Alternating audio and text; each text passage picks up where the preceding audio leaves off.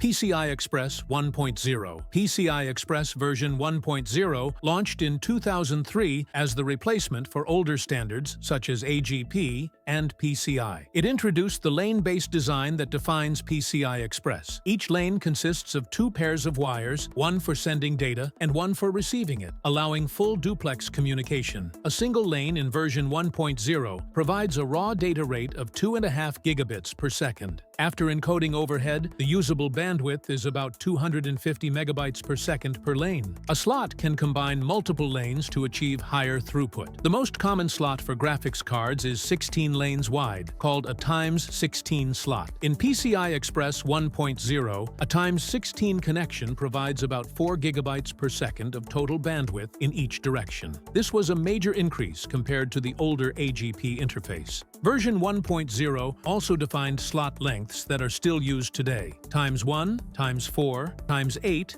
and ×16. Physically, larger slots can accept smaller cards, and smaller cards can fit into larger slots, as long as the system firmware supports it. Backward compatibility was a key design goal from the beginning, ensuring that devices from later generations could function in older slots at reduced speeds. PCI Express 1.0 quickly became the universal expansion standard for desktop and server motherboards, laying the foundation for every later version. PCI Express 2.0. PCI Express version 2.0 was released in 2007. It doubled the per-lane data rate compared to version 1.0. Each lane in version 2.0 operates at 5 gigabits per second. After accounting for encoding overhead, the usable bandwidth is about 500 megabytes per second per lane. With a full ×16 slot, this translates to roughly 8 gigabytes per second of total bandwidth in each direction. At the time of release,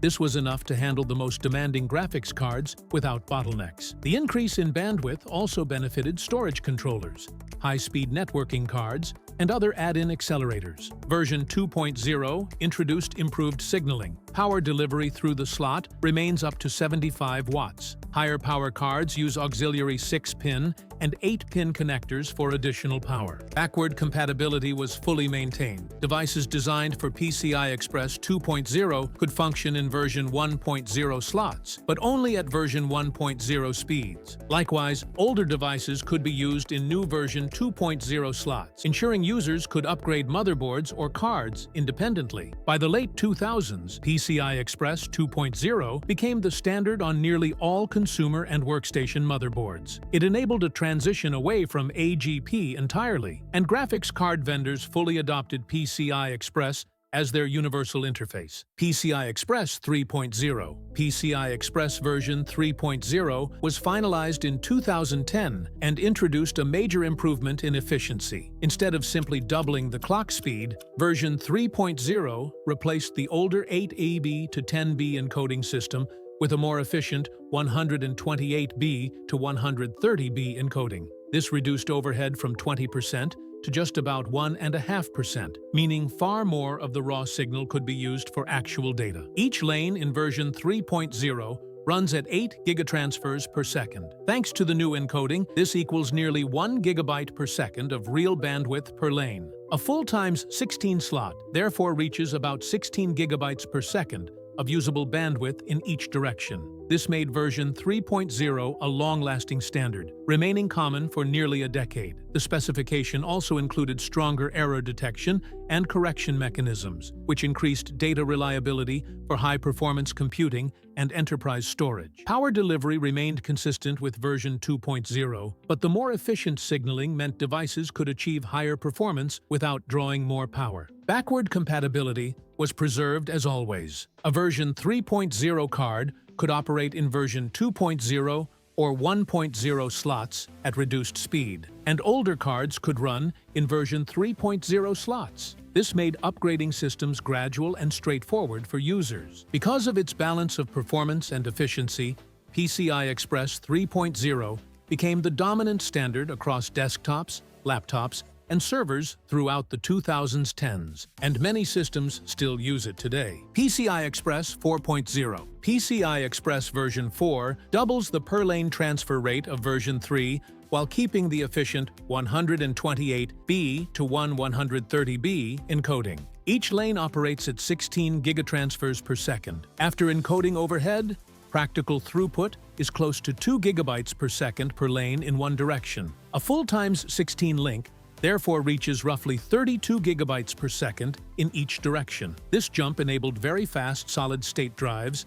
and high frame rate capture devices to run without saturating the bus. Version 4 also tightened electrical requirements. Motherboard traces had to be shorter and cleaner, and add-in card designs used stronger equalization to maintain signal integrity. Despite these changes, backward compatibility remained absolute. A version 4 card runs in a version 3 slot at version 3 speed, and a version 3 card runs in a version 4 slot at its own speed. Slot sizes stayed the same: ×1, ×4, ×8, and ×16. For desktop users, the most visible impact was storage and graphics flexibility. A single ×4 slot at version 4 speed provides around 8 gigabytes per second of usable throughput, which is enough for multiple high-end solid-state drives behind a controller card. Graphics cards also benefited in bandwidth-sensitive workflows such as multi-GPU compute or high-resolution capture. Even though most games are not limited by slot bandwidth, power delivery and error handling were carried forward from version 3, so devices could scale performance without new power connectors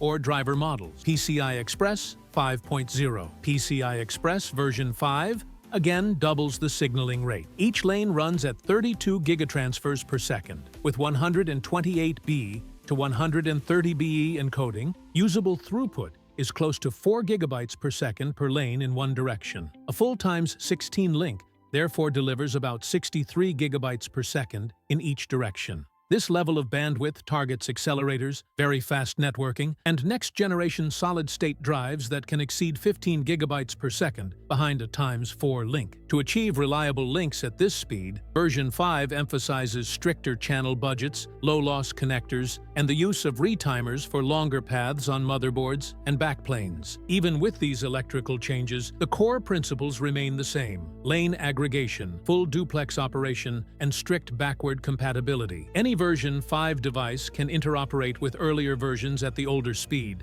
and any earlier device can operate in a version 5 slot. Physical slot sizes and keying remain unchanged, so existing chassis layouts and add-in card mechanics continue to work. In practice, version 5 allows platform designers to split a ×16 controller into 2 independent ×8 links without starving high-end cards, or to provision several ×4 links for storage at speeds that previously required ×8. Enterprise and workstation systems adopt version 5 first for accelerators, high-speed network adapters, and storage fabrics, while mainstream desktops benefit as controllers and drives mature around the higher lane rate. PCI Express 6.0. PCI Express version 6 was officially released by the PCI Special Interest Group in 2022. It once again doubles the data rate of version 5. Each lane now operates at 64 gigatransfers per second. At this rate, conventional signaling methods would not be efficient enough, so version 6 introduces a new technology called pulse amplitude modulation with 4 levels, abbreviated as PAM4.